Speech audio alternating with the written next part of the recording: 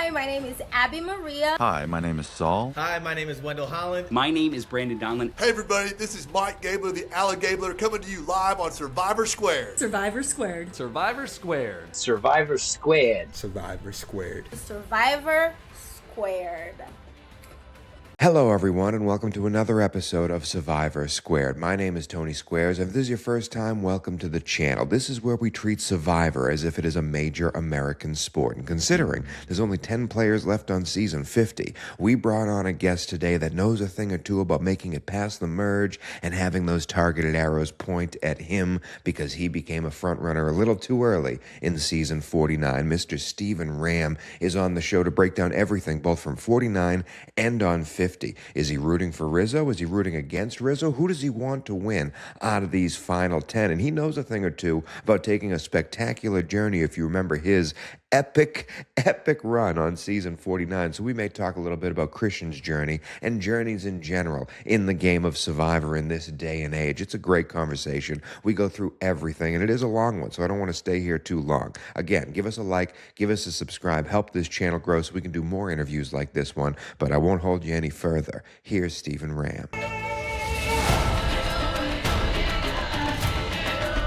As I said in the intro, I had to switch off the buff and go back to 49 because we have another back-to-back season 49 member on this show. Another member of the Bottoms Up Alliance, another member of Three Boys on a Bench. My man coming on to the show, Steven Ramm. Come on in, my guy. I'm excited to talk to you. Tony, I'm really excited to talk to you. I loved your coverage of season 49. I obviously saw my boy Jawan on here with you, and I was like, oh man, I want to jump on too. So thanks for having me on. Big fan and excited to get into it. I'm pumped to get into it too, because not only did the 49 was obviously, if you're a fan of Survivor Square, that's the first season we covered live on this channel. Now we're on to season 50. We still have a season 49 member as one of the final 10 members of season 50. You played with Rizzo directly. You also played with Jawan, who I just picked his brain for 45 minutes going down through all of his thoughts. You're also a Survivor superfan watching the biggest season in Survivor history. So I love getting that expert perspective. You might not want to call yourself an expert, but I do. You've played it more than I have. You've lasted how many more days than I have on the islands of Fiji. So I am excited to get another person's perspective on what's going on season 50. Even with all the Jimmy Fallons and the Billie Eilishes, I'm pumped to hear your thoughts on it. But let me start off there. You were playing season 49. Weeks later, they start filming season 50. Your season airs. You go through all the watch parties. You're watching it with your mom, as you were telling me before we started recording. You go through that whole entire thing, start, finish, end. And now this next season is taking the mantle, season 50, and you're back into fan mode. You played your season. Now you get to watch other people play it again. How has that whirlwind of the past year or so of your life, where have we been from start to finish? Where are we feeling now? It has been a whirlwind. I think that's a really great way to describe it. It's more like a tsunami. Tsunamis kind of hit pretty hard. And for me, I started the whole experience not having a big social media presence. I had like around 350 followers, and overnight it jumps to like thousands of followers, and it's super overwhelming, and you're going through the coolest thing ever. And then it's like being on a roller coaster ride. And I thought I loved roller coasters, and I still do. But sometimes you're like, I've done enough loop-de-loops, man. I need to like take a break. But it's the loop-de-loops that don't stop. And it's really fun. And going from 49 straight to 50, Rizzo and Savannah had 9 days just to go between. You leave the game thinking like, I'm a new person. I'm changed. I don't need to go to therapy. I'm good. And then like, it kind of hits you in waves. Like you don't get much time to process some of the things that happen in the game in Ponderosa, depending on how late you get voted out in the jury. Sometimes if you make it to final 3, Ponderosa, next day you're home. You basically come, pop champagne, celebrate. And imagine being someone that got totally blindsided in the final tribal, or someone that didn't win in a devastating way. Like it could be really emotionally taxing.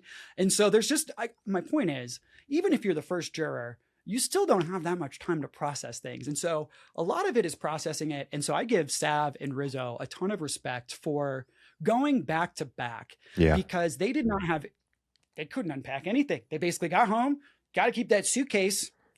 This is a metaphor, emotional suitcase zipped up, because there's not much. If you open that baggage up, all of your all the clothes Yeah. are going everywhere. Where's my sock? I got to pack up, you know. So if it was me, I would have just kept it all bottled up.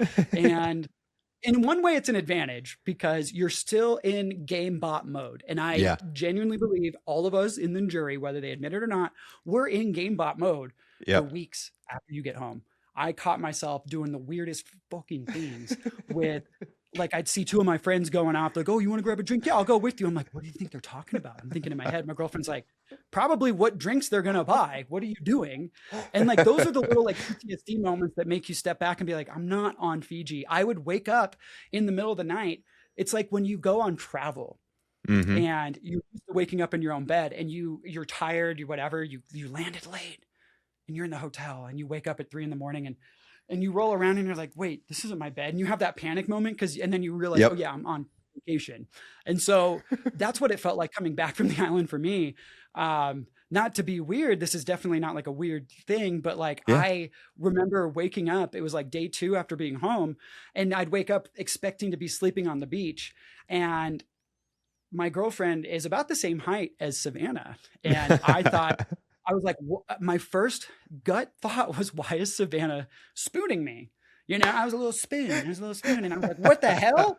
And I like jumped. I jumped and I started, my poor girlfriend woke up and she's like, are you good?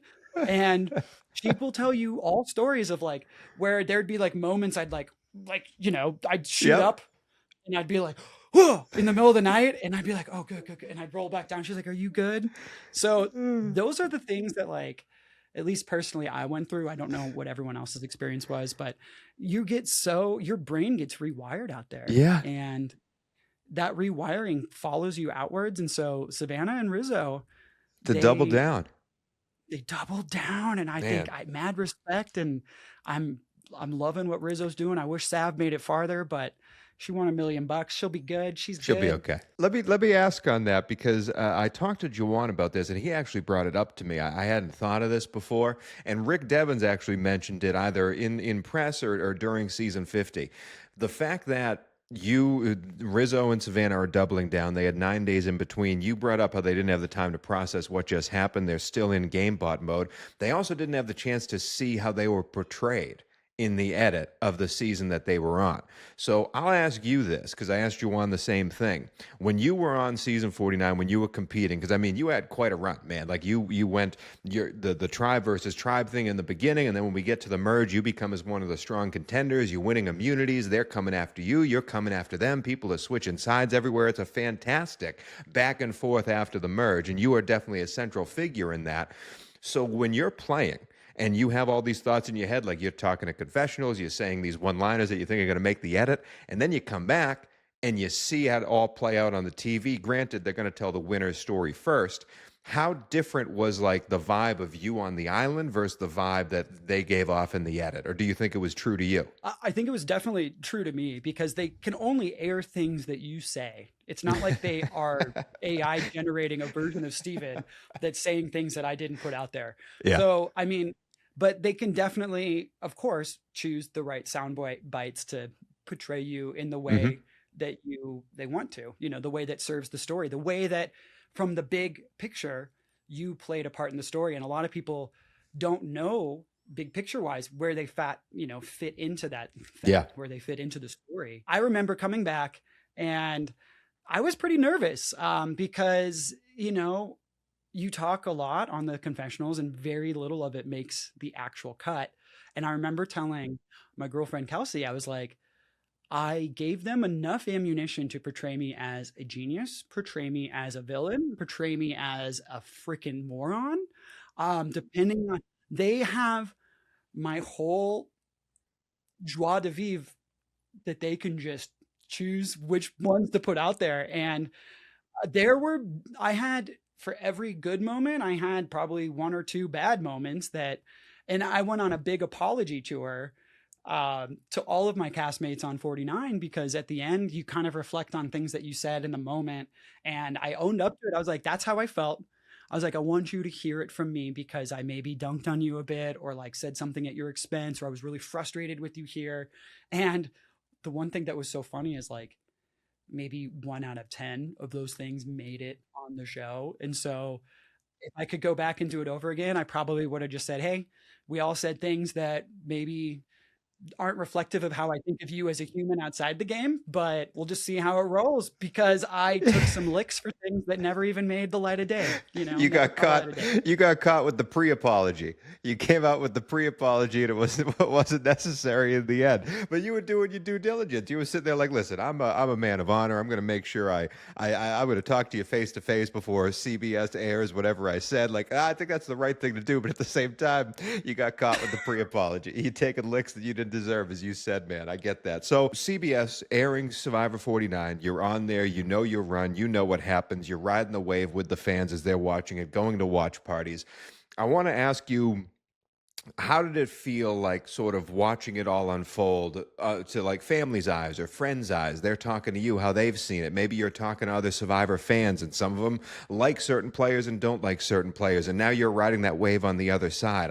I'm asking because I want to know if you have any advice for any future players out there. When I had Eva Erickson on at the start of your season, I asked her, she had just gone through the ringer herself. Season 49 is about to air. Do you have any advice for the people about to find new stardom when it comes to season 49? Their popularity's, they're going to skyrocket, as you said. So do you have any advice, having just gone through it, to the season 51 and season 52 players that are about to go through it in a few months here about dealing with this newfound fame? This is a great question. I would sum it up in 3 words. I'd say therapy, family, and Carpe Diem. And let me break it down. So first off, therapy. There's so much that you have to unpack from this, compressed 5 weeks experience. I feel like those 23 out of 26 days that I was out there were more condensed personal growth than I've experienced in a decade of my life. Like, it was like, you just learn so much about yourself when you remove all the distractions of life. You don't have, all your bills are taken, like I set everything up. Luckily I had family and friends back at home, keeping the wheels turning of life while I was out there living my dream.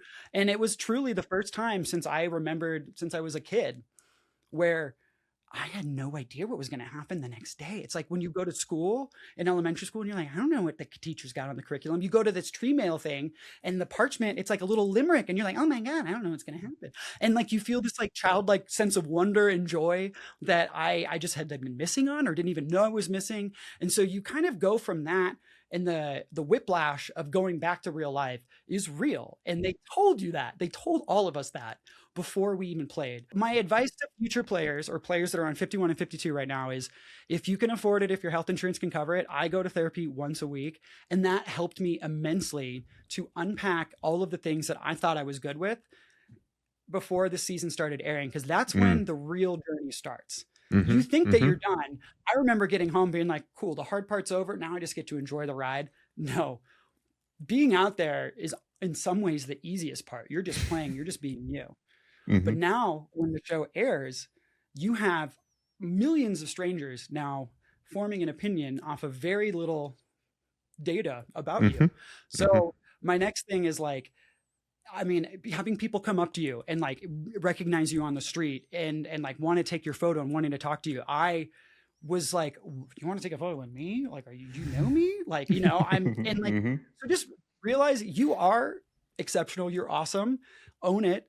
And, just like live in that moment, and also remember what it felt like to be a fan. React the way that you would want a former player to react. Be kind and like, we're all Survivor fans. The only difference is that I was lucky enough to go and compete on the show. But I tell every fan I meet, I'm like, I was you a year ago. So like, freaking apply if you want to. Like, you don't count yourself out. So that's kind of 2. But then also the big thing is that your family and friends are going to go along this journey with you. And like, for all the weird things that happen, you're not used to the fame. You're not used to people knowing who you are, recognizing you. Like, my girlfriend recently was like, is it weird to you that like Billie Eilish and Jimmy Fallon probably know who you are? Like, they haven't met you, but they watch Survivor. Like, celebrities know you the way that you know them. And I was like, why did you tell me that right before bed? Because I'm like, no, I'm not going to sleep. And so that fucking hit hard. And so, but yeah, it just kind of comes down to like, I just try to remember what it was like being a fan. I try to like, I will never cut a conversation short. So keep that in mind. Carpe diem. What I mean by that is, this is a short wave to ride. I think in some ways on 49, we were lucky because there wasn't a new cast that came right away after. It was known players. And like, as much as everyone that played 49, especially everyone that made it to the jury, wanted to make it to 50, I mean, that's like the dream. But like at the same time, you have to realize that, um, that this is a short wave that you're riding. And so like enjoy every moment you can, but the FOMO is real, and be okay with skipping out on things. So what I wish I did in hindsight was I wish I would have told my work, and I didn't understand truly how time consuming the episodes would be. People are going to be commenting you on social media. You're going to tell people, I don't read the comments. Everyone reads the comments. You're going to read the comments. Read the comments. It's nice to know, better to be informed, unless it's really going to put you in a bad headspace. But I like to know, even if it's bad. Twitter is mean, but hilarious. Twitter has the best jokes, but they cut deep. So just the big thing is like, if you're going to engage with the trolls or the people talking shit, kill them with kindness. Just realize that people are they're forming opinions based on very little data that is not really reflective of you. Sometimes it is, but take it as constructive feedback and just enjoy the ride and try to make the most out of it. I mean, the alumni network on Survivor is probably the coolest perk that I never really would have grasped, but like so many former players reach out to you. You get the chance to meet all your legends, people that inspired you to apply. And the weirdest moment is when those players come up to you and they say, I'm so excited to meet you. And you're like, what Twilight Zone multiverse am I in right now where you're excited to meet me? I'm excited to meet you, dude. And like, that is a cool experience. So like, own it. Cause I had too much imposter syndrome. I was like, oh my God, Suri, there's no way you know me. And she's like, of course I know you, Steven. Shut up, So just own how awesome you are. Enjoy the ride. Be mindful of fans. Be mindful of the toll that it takes on family and friends. They were taking care of things while you were gone, and they are also along the ride with you. As weird as it is for you to be recognized, it's equally weird for them. There was a moment in October, we went to the When We Were Young festival. I bought these tickets before I even went on Survivor. Me and my friends went out. And it was like, as the show was airing, it was like, I think week 3 or 4. I don't know. It was like very early pre-merge. Hadn't gotten a lot of airtime yet. I was a grower, not a shower. And people were just starting to recognize me in public. And my guy friends love them to death, but they do not watch Survivor. So they didn't get it. I told them I was on the show. They were like, that's still on? I was like, yeah, buddy. And it's like the biggest reality TV show in the world. Better get on board because this rocket's about to take off. But we're in Vegas, and it was, dude, I couldn't have scripted it any better. It's one of my favorite stories to tell. We were walking down and they were literally like, Steven, we've been in Vegas for about 4 hours. No one's come up to see you. Are you sure? And as they finished that sentence, this group of girls dressed up in Halloween, like they were just like witches, and they like ran up and they were like, oh my God. And they started fangirling and taking photos. And that was the moment that my friends realized it. But then fast forward through the end of the series, I mean, you're going to be doing all these new things. You're going to be spending more time with strangers than with your own friends and family. So keep in mind, it's a sacrifice for them. It's weird for them to see other people because they know how like weird and goofy you are. They're like, this guy, like people what they want, There's so much. I ask that to almost every Survivor player I have on this show because everyone always gives a unique and different answer, but it does all center around those 3 things. It's like, you need to unpack what just happened. You also need to be that Survivor community angle that you brought up. It reminded me of Troy Zan. I had him on the show. And he talked about how he was legitimately depressed after he lost out on One World, and he has to go to the finale, and like he doesn't win the when they used to vote for the favorite, the fan favorite, he didn't win that award, and he thought he was going to, and he was like, he literally he told me he left that finale like he didn't go out to eat with his family, he didn't go to any watch party, he just left and went home. He was done, and it wasn't until weeks later that he goes to an event, a Survivor reality event in Florida, and he's walking through the back. He doesn't even want to go to this event, and then suddenly he hears his name, and he turns over, and it's like Richard Hatch and Sandra and Danny Boatwright are all hanging out, and they saw Troy Zan and went, Troy Zan, come over here, Troy, we love you, blah, blah, blah. And it was that moment of like, oh, I'm accepted into this. Like, I am now a part of this. And it's like, to me, Troy Zan's like a name I will always remember. But even he can be there and go like, I don't know if I'm a little bit, I don't know. And then it took that moment to open the doors and be like, now Troy Zan's a fixture in Survivor when you're talking about it. He's always given out his takes and talking about the show years later because he loves it and it loves him. And the second thing I want to say is Juwan last week said something that'll be ingrained in my memory forever. And he said, when it comes to how Survivor is portrayed and how you're portrayed on Survivor, you have to remember that the producers and editors, they are making a reality show, not a documentary.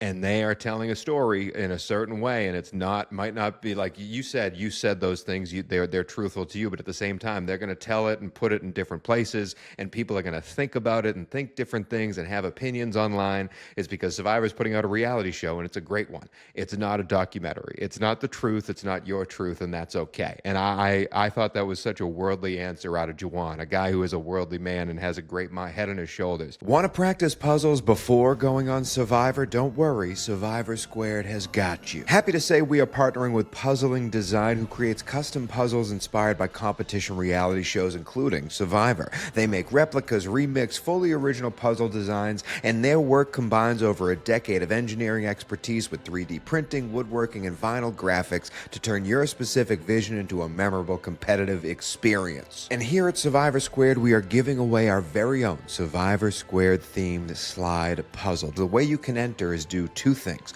Number one, comment on the episode you are watching right now, whether it's on Spotify or YouTube, wherever you are, leave a comment and try to write something more than just hello. Make it engaging, have a conversation. And number two, subscribe to the YouTube channel. Even if you're listening to this podcast on an audio-only platform, subscribe to the YouTube channel. That's how I'm going to pick who the winner is. And we will be drawing the winner on our Season 50 finale podcast. That's when we will break down who wins this show, who wins this Survivor slide puzzle, and send it directly to you. But excited to do our first giveaway on the Survivor Squared podcast. Leave us a comment, subscribe to the YouTube channel, and you could be getting your very own slide puzzle. But now, back to the show. Let's talk about Juwan and yourself and Rizzo for a second, the three boys on a bench, because I want to kick this sort of to some of the stuff that's happening on Season 50.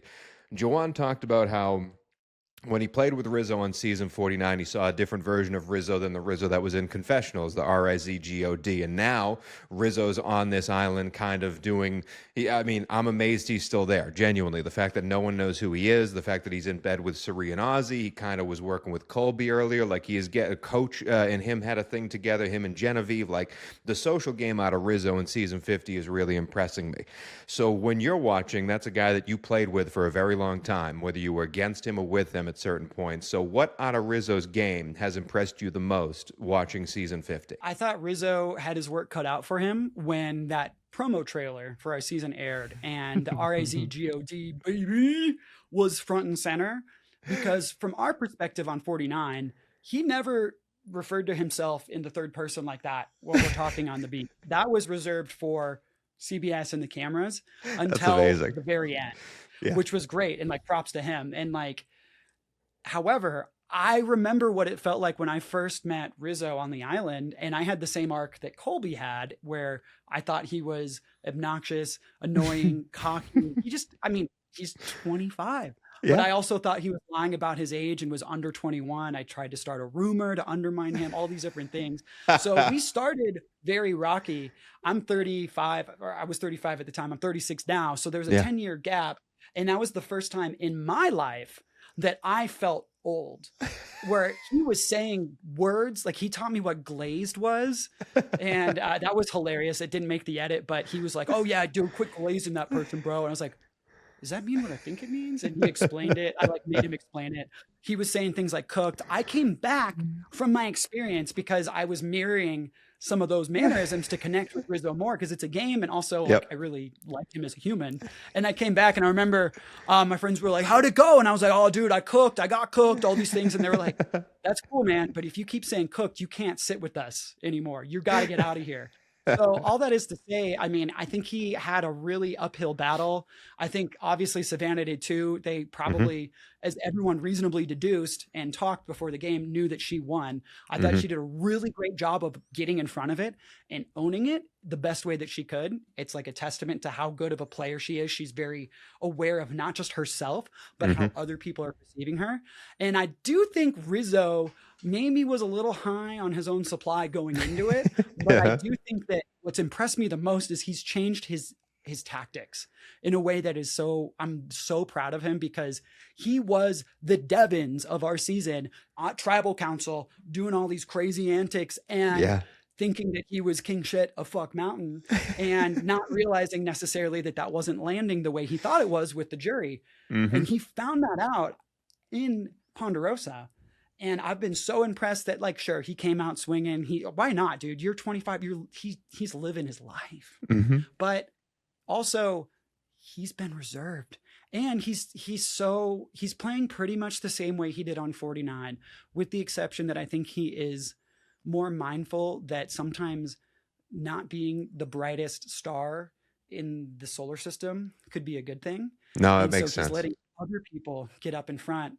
And I'm like, dude, Devin's just out Rizzoed Rizzo at Travel Council. This is amazing. Usually that was what Rizzo was doing. And Right. it takes a lot of restraint. And I'm impressed. I think he's playing a great game, and I am rooting for the guy. I'm happy you brought that up, and I thank you for it, because I kind of got that vibe watching the reactions of the jury during 49 when he's doing all the idle tricks. Like, it is very entertaining if you're watching from home, but I can see that some of the players on there were kind of like over it at a certain point. And to have Rizzo come back and learn that at Ponderosa, I can only imagine. I can only imagine what's going through his head. You know, he learns all this new information at Ponderosa. He just got eliminated at fire making. Then he has the final thing. And then he goes home. Then he's flying back 9 days later. Those 10 days of everything going through his head, his mom asking him, how did it go? Like, just all those things going through his head, and then having to come back to 50 and play a very muted version of Rizzo with all these excellent legends and surviving with them. Man, it's quite the journey for our boy Rizzo, and I'm excited to see it. And yes, you're absolutely right about Savannah too. There was no chance anyone who won 49 was going to last long in 50 because of that unknown factor, plus being a winner. So Savannah kind of was dealt a rough hand there. But again, she did the best she could, and I'm so happy she got to be a part of that because she deserved to be. I loved your whole season, man, really. Like, there were so many, not just great characters, but great moments in that season, and the way that it ebbed and flowed with Nate getting kicked out at the merge, and then we don't know where it's going, and the Sophies are going all over the place. It's like, it's so much fun to see how all that break down. And I'm excited to see 50 jump off the back of that, and I'm hoping that 51 and 52 are much more like 49, and that there was really a chance that any one of you could have won that thing because of how everyone was playing. It was so balls to the wall from the merge on, and it was so much fun to watch. I want to let me jump into that, actually, because we have 10 players left in season 50. We're past the merge for a while now. We start to have these targets go on certain people, and it ebbs and it flows.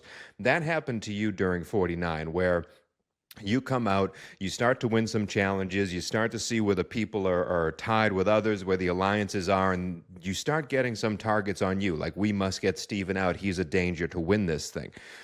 Do you notice that when you're playing? Do you catch a vibe from some people, or was it sort of like an unknown to you, truly a blind? Like, you had to know some votes were coming your way, and at the same time, did you feel yourself being like, oh man, I'm a threat to win this thing? Like, all those vibes going through your head. Like, when did the eyes start to turn on you, and did you see it coming? So, taking a quick step back, everybody Yeah. that's playing the game, whether they're right or wrong, has main character syndrome and thinks they're going to win. It's people. Fair enough. If Fair you're not enough. your biggest fan, you're doing it wrong. I mean, knowing all of those things, you kind of go into the game and you can logically just like work out. Like, dude, I came in second at the merge competition. Yellow Sophie Segretti, the great, she won, so she's immune. MC's got an idol, she's immune. I'm like looking at the rest of the Hinas. It's Hinas versus Uli. I'm gone. Like, I'm the one on the mat. And like, for me, that wasn't that scary because I knew I had Juwan and Sage as my like ace up the sleeve. Like, we bonded, and bottoms up was a real thing. And so I was very confident, and I didn't feel too stressed, even though I knew votes were coming my way. But when the tide really turned, when I really first felt blindsided for the first time in the game, was after Juwan was voted out. Sophie Segretti flipped, voted Juwan out. And that threw things into a totally different orbit and trajectory. And there are very subtle signs you'll pick up on the beach at camp. Your enemies, right? The people that you're working against, they all of a sudden they have a skip in their step. They're more comfortable. They're laughing, they're joking, they're smiling more than they have before because they feel safe and secure. And if you can't pick up on that, well, you're probably not going to make it to the merge. But like, those are things that you block. And that was the moment that bottoms up went rock bottom. The fact that Sage and I were working together became very obvious. Mm-hmm. I could not trust Sophie Segretti anymore because she was a wild card. And I went from feeling like I was very well insulated to now, oh my gosh, I got to win or I'm probably gone. Yep. And I still to this day cannot believe that they let me go on that journey. I know that we're tired and I know that it was strenuous. That was stress to us very directly. And that caused a lot of people to and that's very telling too. The people that are willing to step back from a journey, it tells you where their head's at. They're feeling safe. And so when everyone pulled back from that journey, except for me and Sage, I was like, well, this is all the more reason to go on it. And she said, well, I'm 50%, but if you're 100%, you can go. Or we rock, paper, scissors. I was like, I'm 100%. Let's do it. Yeah, go. But that's really what the tell was. And it's just all fake. Everyone's fake as fuck, dude. I mean, there was the Hina versus Uli thing was so obvious to us. And like, I'm talking to Uli people and I'm trying to make inroads, but people are just telling you what you want to hear. Savannah had this like very fierce, never blinking look with the Cheshire smile, and she would smile and nod. And it reminded me of how you've seen those videos at the zoo where there's a toddler standing with his back to a tiger exhibit, and the tiger is there like looking, and like, you just know if there wasn't the glass there, that toddler would be gone.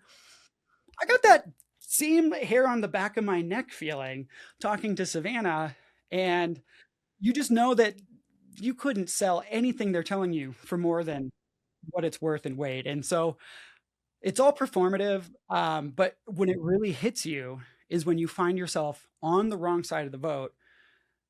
Sage and I knew bottoms up was open. So our strategy at that point became, Steven, you go get to know Rizzo and Savannah and everyone as best as you can. Let's distance ourselves. And the paranoia that creeps into your head at those moments it's hard to describe, because even though Sage and I had an agreement that we were not going to be talking and connecting as much because we're trying to make it less obvious that we're still working together, when you see, even though I knew she was going to be talking to those people and she knew I was going to be talking to Rizzo, the paranoia creeps in where you're like, well, what if they make inroads with them? Maybe they'll decide to drop me. And so you start to get paranoid about your own allies. And so it starts snowballing into the fact when you're back at home weeks later and your buddies go get that beer, you're like, wait a second. It rewires the brain. I want to touch on that journey though, because it's one of my favorite moments of season 49, but I also want to push it forward to season 50 because of what you just said. And I got a little bit angry the last podcast we did on this channel, breaking down Christian's journey on season 50 that cost him in the end, but mostly breaking down Emily flipping at Final Tribal, talking about how she was never going to go on that journey. She was going to stand back. He chose to go on the journey. He opens himself up to a disadvantage. I'm never going to be on that journey. And my mindset is, especially on season 50, again, this is coming from a guy who's never played. Emily has lasted so many more days on Survivor than I ever have and might most likely ever will. But watching it from my couch, I can sit there and go, when you have the chance to be on season 50, my mindset would always be attack, attack, attack. Like, yes, you don't want to make yourself the star. You want to alligabler it and be under the water and survive. Anyone but me. Those are valid strategies. But at the same time, if you have the opportunity to advance yourself in the game by being aggressive and a journey's going to be there, effing go for it, man. It's Survivor 50. You only live once. Carpe diem. And so when you said how I can't believe they let me go on that journey, I couldn't believe they let you go on the journey either, Steve. But I'm sitting there going, play defense. Go, you know what I mean? You're protected. The worst thing that could happen is Steven gets an advantage. So I want to talk about your mindset going into it, and also maybe if you have any thoughts about if you're playing on a different season, are you attacking the journey even though there's a danger, or are you staying back? And I also want to talk about that journey in particular, man, because you running around that island and getting the numbers and then coming back before the tide rises, I thought it was one of the most cinematic moments in Survivor history. I've said it on this channel. It was so beautifully shot. It had to be, you were an effing superhero on TV for about 7 minutes, however long that segment lasted. It felt like you were playing like a Super Mario video game, you know, like you had an objective and you have to go rock climbing and going through these things. So it's a big, long statement for me to have 17 questions out of it, but maybe I want to start with when you were doing that journey, were you so adrenaline focused where it was just like task, objective, got to complete it? Or did you at any moment step back and go, this is effing cool? It felt like emotionally, I jumped on an elevator, like the emotional elevator, and someone smashed all the buttons, and I had to stop at every floor on the way up. I felt an influx of emotions, and when I agreed to go on the journey, you know, I ran back and I'm tying my shoes and I'm getting ready, and production asked me, they were, you know, they interviewed me. I don't remember if any of that made the edit or not, but they were like, how are you feeling going on it? And I'm going to be honest, I was terrified. I'm from Colorado. People are like, oh, this is a very outdoorsy state. Everyone there's fit. You know, you probably hike 14ers just as a walk for your dog. I mean, I grew up here. Yes, I did those things at a time, but cardio was my biggest fear going into things. I hate running, dude. It's just not in me. I don't get it. More power to you if you're a runner. I admire the hell out of you. But I was thinking back to all of the strenuous journeys, all of the journeys I had seen in the new era your mind just, that amount of time between accepting going on the journey and getting voted to the other island where it's happening, you're not talking to anyone, you're by yourself and you're in your head. And so I was feeling, you're kind of tearing up, not because you're sad, but you're just like, all the emotions are pouring out. Keep in mind, this was day 21, 22, I lose track. It was deep in the game. You're hungry, you're tired. When you're feeling those things, it's a lot harder to regulate your emotions. And so you're feeling it all at once. It's like everything everywhere all at once. It was great and it gets you fired up. But I think in a succinct way to put it, I was psyched up, and it was a little bit, I'm not exaggerating, it was a little bit of an out of body experience, because I was not just running to get around the island. I was running for my life. It felt like I knew I had to put up. You could read the signs at camp. I was going to be next if I didn't win. I remember before reading the thing, I'm walking, pounding my chest like I'm a monkey. All of a sudden, I'm like, dang, maybe this is primal. I started I love science. I was like, I wonder if evolutionarily this is like why I've never done this before. But I was like, let's go. I'm like smacking myself, getting pumped up. And then I remember humor is my like defense mechanism. Mm-hmm. When I'm feeling too many things, I deflect into humor, which it's getting me in a lot of trouble. But I remember, I had to read the parchment when I arrived at the journey, and to diffuse the amount of tension and anxiety I was feeling, I started reading it in a British accent. I was like, oh, you must do this. And I'm terrible at accents. And I got about 10 seconds into doing that before the production stopped laughing, and they were like, read it normal. What the fuck are you doing? Like, that's stop. You're ruining the shot. I was going through it though. I was trying to comfort myself. I was trying to like make light of it, of how my heart was pounding through my chest, because that was a very pivotal moment where if I did not complete whatever the hell this was, I knew I was for certain going home. Yeah. But I knew if I made it through, there was a sliver of a chance that I could make it to live another day. And when you get down to that few people still on the island, it's anyone's game, and people sense it. And I'm not a big money motivated person, but you get to that point, $1 million is life changing. People think rocket scientists make a lot of money. Not as much as you think. Right? The moon's not made of gold. And so you start seeing dollar signs. Everyone starts seeing dollar signs. You get there. And I just remember just like, I teared up. I just felt everything. And yeah, I mean, what were the other 17 of your questions? No, so okay, you're in the mindset of I'm nearing the end. I'm there. There could be a chance I could win this thing. Just got to last another day, and that's why you attacked it. You felt you were on the bottom. There were daggers pointed at you. I got to go on this journey. So let me push it forward to season 50, and Emily coming out and saying, "I'm never going on a journey. That there's no need," because Emily is a very intelligent person in her real life, an analytical mind, and she sees it as the danger is too risky in this game versus what I'm already doing. So do you think it depends on the situation, or are you more like you need to be aggressive in that situation and attack, or maybe defense is the best offense? I think it definitely depends on the situation, right? I think if everyone comes in and attacks every journey, it's like, why? You know, Rizzo came in, he adjusted his strategy. He's not going as hard as he was, like, verbosely, I guess, or personality. He's not as bombastic as he was. That's smart. He's adjusting his strategy based on the environment. Every cast is going to be different, and you could put the same cast on the island, and 9 out of 10 times it's going to be a different outcome, because like there's just so much chaos theory involved. So it depends person to person. And so I think you also have to be mindful though of what it means when you don't take a risk.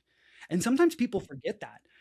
At that point in the game, you're so hungry, you're so tired. You're like, even just opening a coconut is a cost risk analysis in your brain, where you're like, is the number of calories I'm going to expend smashing this coconut worth the small amount, because I'm going to have to share it because I'm playing this social politics game?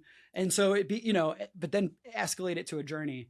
So, I mean, for Emily, I don't know. I think on season 50, what I've loved so far is that everyone's coming out swinging. And I think even though Emily didn't come out swinging with the journey, I loved that she came out swinging against Ozzy. She's tried it a couple times. We'll see if it comes to bite her in the end. But I love that she saw an opportunity. Yeah. Where everyone was like, the obvious choice is Christian. And that's another terrifying moment too. When you're in that safe position and it's obvious that some person's the vote, that is the best time for someone to vote you out. Yep. And that became very apparent in some of my previous votes. So you're always, whether you're in a power position or not, smart players are keeping that in mind. And so, I mean, yeah, I just remember going on that journey. I mean, kind of taking a step back to what we were talking about before. Yeah.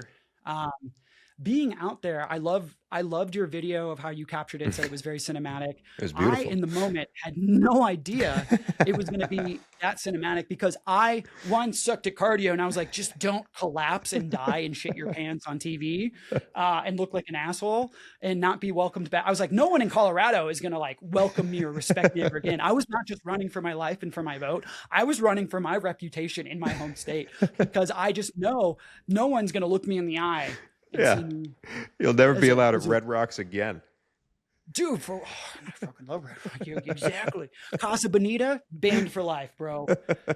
My dream of diving off that cliff into the water, gone. God. And so you're running through it. And I remember they had one guy who was racing after me with the GoPro. And I was wearing my hearing aids at the time. I should have taken them out, because I didn't realize how much water was going to be involved. I thought I'd just be running on the sand.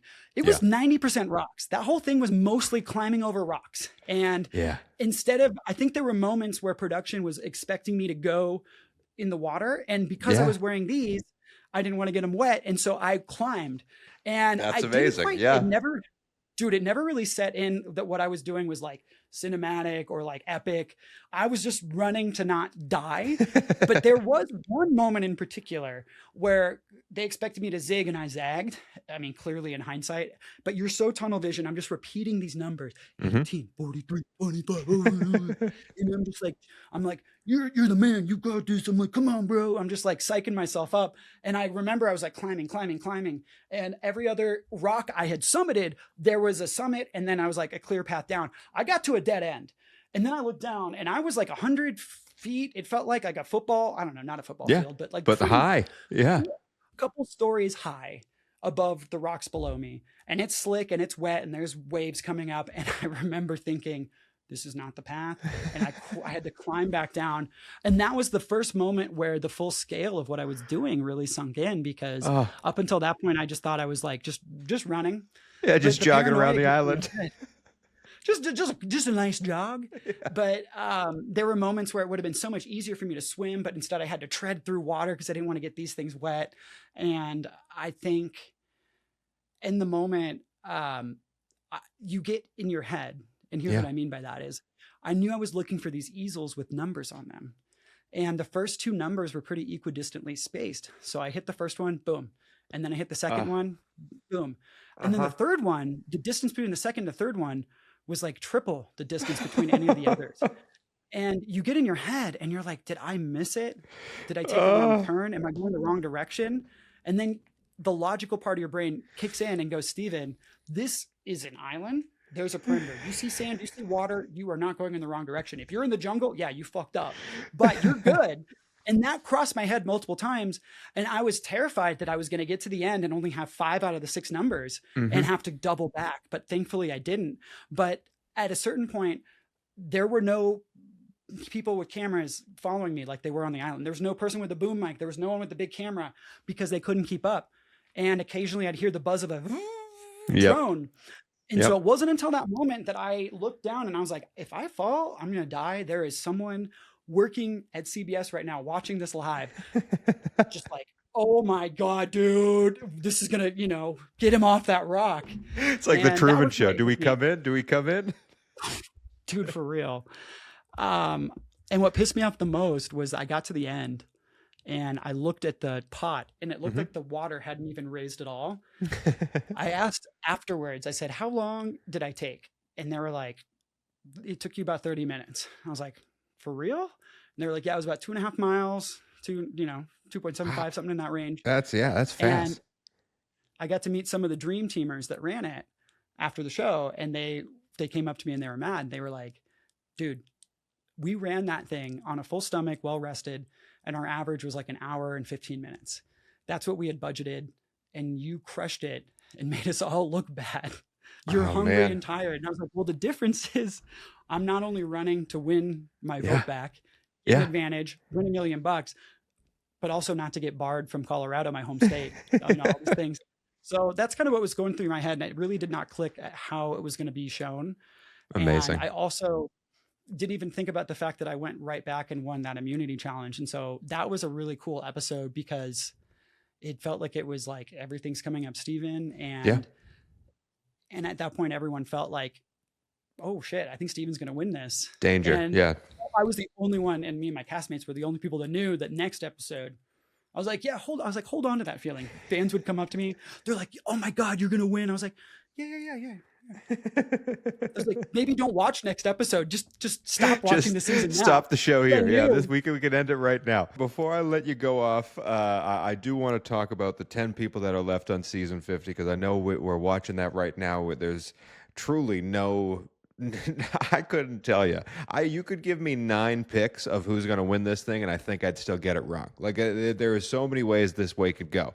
So I asked Juwan a very similar question that I'll ask you.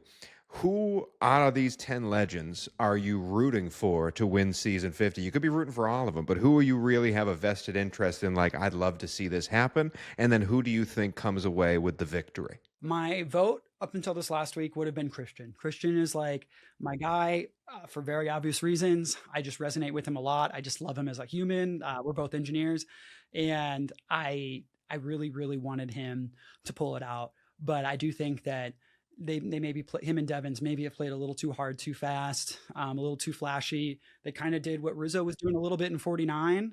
And I think in a returnee season, it can come back to bite him. So Christian would have been my pick, but obviously Rizzo right now, it surprises a lot of people when I say this because they're like, you guys were on opposite sides of season 49, but I really love Rizzo. I think there's the version of Rizzo that shows up on TV, right? But then there's also like the Rizzo that you get to know and respect. And I mean, when he told me the story about Rizgod and how that was what he would tell himself, he didn't come from a lot growing up. He lived a pretty rough childhood, and he would tell himself, he would hype himself up. And I just loved the fire that he has in his belly and the spirit that he carries with him. And I would love to see him pull this out. I think he's positioned himself so well. He is so good at a lot of Survivor comes down to good gameplay, like just for you. So like everyone thinks of the individual portion, but a lot of things that people neglect is being able to suss out who's a good ally versus who's not. And sometimes it's not up to you. It depends on what tribe draw you get. But Rizzo, for all of his credit, he could have gone with Emily as his ally, who we've seen can be very, erratic with who she shares info with. But Rizzo was able to weaponize his information of the game. Information is the only currency. That's the only gun you have. And he he's a sniper. And so he was able to snipe Ozzy, snipe Suri in a way that like gained trust with the right people. And that's one of his biggest strengths, is that he's able to pick out. It's hard to play basketball with people that don't know how to pick and roll. And he picks people that know how to play ball. They know ball. And sometimes people, they're like, I just like vibe with you as a human. We're the same. It's like, dude, if you get two people that are the same and both of you suck at like keeping secrets, that's not a good sign. So Rizzo's in a good spot. I mean, he's my person that I want to win. I don't know if any of the returning players are going to let an unknown 49 player, though, get to the end. We'll see. He's in a great spot. If the winner comes from any one of those three, Rizzo, Suri, and Ozzy, I'm going to be happy if anyone wins this thing. But the Rizzo, Suri, and Ozzy story, they've each come into this and been very, very different. Ozzy coming and talking about how he's Oscar this season. He's got to play more strategic, immediately linking up with Suri because he knows that's a weakness in his game. Suri, she is running this entire thing, man. Everyone is coming to her with information, asking her for a vote. She's the most dangerous player from day one. She should have been voted out day one. She is the most dangerous player. But she came on and is just being Suri. And then Rizzo, the youngest kid on the island, the unknown. Coach telling us afterwards that he put a note in Colby's bag saying Rizzo's got to go first. Like, the target was on him immediately, and he didn't know anybody, and he already is with the two, these two Mount Rushmore-esque greats. So I'm pumped to see it all play out. I hope one of those three wins as well. And yeah, man, it's been a fantastic ride. It's been a fantastic conversation with you, but I cannot let you go, even though we've spent so long talking about everything Survivor. One of your other great Survivor moments is a very Christian-esque moment where you're in the middle of a challenge and you just start helping yourself mentally get through it by spouting out all these facts about space. So I can't let you leave without giving us a space fact of the day. All right. Well, to get into the spirit of this, have the moon. First space fact is, if you didn't know that Artemis 2 just happened, NASA just sent astronauts around the moon for the first time in over 50 years, which is a huge deal. And it's the first stepping stone to getting humans permanently on the moon and onto Mars. Go check out Artemis 2. So that's more of a plug. Just be informed, because it's like the coolest thing that's happened ever in my lifetime. But also, here's a really fun fact. I actually just learned this recently about space. So the Voyager spacecraft, it's the farthest, it's now reached 1 light day away from Earth. It's the farthest probe that we've ever sent away from Earth. And so it has exited our solar system, the plane of our solar system. It's now going farther than any man-made object ever. And what's interesting about that is we know that Earth's magnetic field shields us from a lot of deep space radiation from the cosmos, but also from the sun. That's what allows us to live, while Mars is a dead planet because its magnetic field died a long time ago.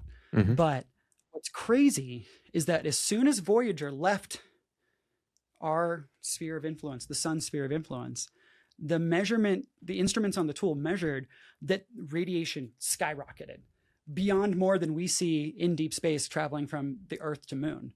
And what that suggests is that the sun also has a very massive magnetic shield. I mean, we think of ourselves as rotating around the sun, but the sun is also rotating around the galactic center of the Milky Way.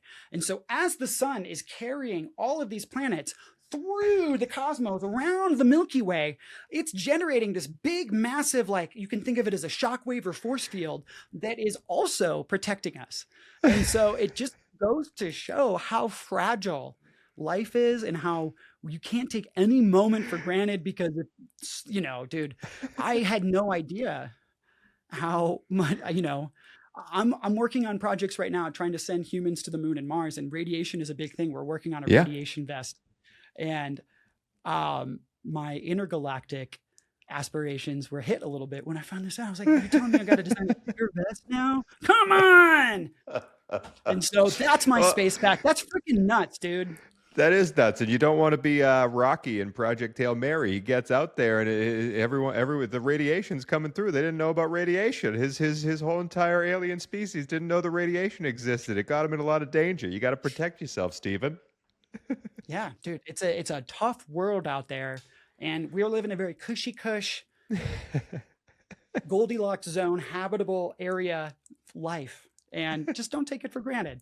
Don't take it for That's granted. amazing. Live every life like it's the last. Carpe diem, dude. Carpe diem. That's going to be the title of the episode here. But thank you so much, Steven. We carpe diem the F out of this podcast, talking about everything from season 49 to season 50 and everything in between. To fans of Survivor Squared, we will be back on Thursday. Me and Bailey Buffs breaking down the next episode of Survivor. We are gonna see whatever Mr. Beast has in store for us. I don't know what that's gonna be, but it's gonna be something, and we will break it all down. But thank you so much, Steven, for joining the show. I truly enjoyed talking to you, and we're gonna have to make a Space Fact a Day calendar out of you, I think. I love that. I got so many in the chamber. You think I would be running dry after Survivor No, Day? there's so much. There's so much. All right, fans, we shall see you next week.